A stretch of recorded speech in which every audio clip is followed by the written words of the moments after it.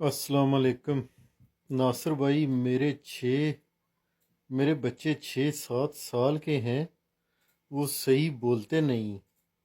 आपने बताया था कि बतख के अंडे खाएं। वो कैसे दें बच्चों को? जवाब ज़रूर देना, मेहरबानी होगी। बहुत शुक्रिया मेरे भाई। अल्लाह ताला तुसां की कायम दायम रखे, उसने बच्चों की सेहत दे।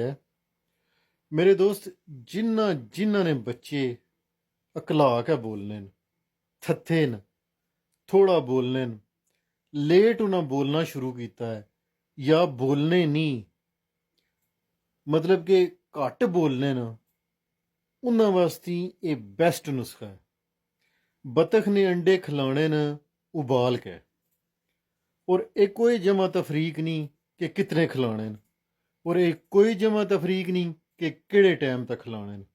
मेरे दोस्त, जिन्हां ने भी बच्चे इस बीमारी ना शिकार न, अकलाने न, थत्थे न या घट बोलने न, इस वीडियो को उन्होंने तक पहुँचाओ और अपने अपने बच्चों की बतख ने अंडे खिलाओ। और इसने नाल मैं एक होर तुसां की दस्सां कि बतख ने अंडा, मुर्गी, देसी मुर्गी ने अंडे नालों 99% उसने विच ज़्यादा प्रोटीन है, ज़्यादा गजाइयत है और बहुत ज़्यादा ताकत ना अमल है।